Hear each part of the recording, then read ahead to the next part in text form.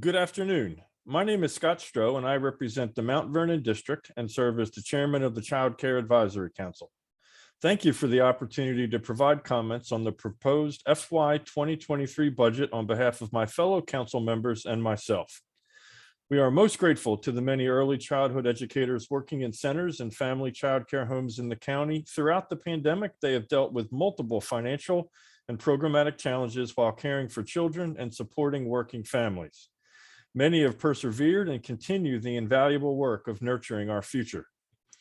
However, there has been a 9.5% decrease in the number of child care programs in the county serving children aged birth to 12 years since the beginning of the pandemic.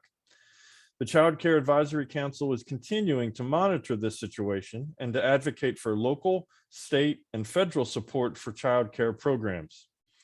We thank the Board of Supervisors for funding the Active and Thriving Community Grants for child care programs and for your ongoing support of the child care industry, which is so vital to our community.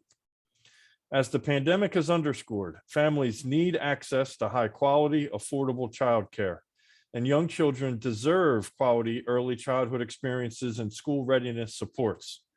We believe now more than ever that it is critical for the county to expand and enhance our early childhood system through funding and capital investments.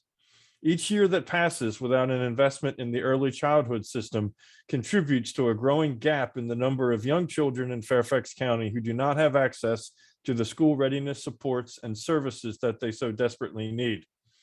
As we have stated before, investments in our early childhood system and workforce provides remarkable returns over time, helping to create the equitable communities that we aspire to be. I have submitted written comments on the proposed budget from the Child Care Advisory Council, which I won't take your time to read aloud now.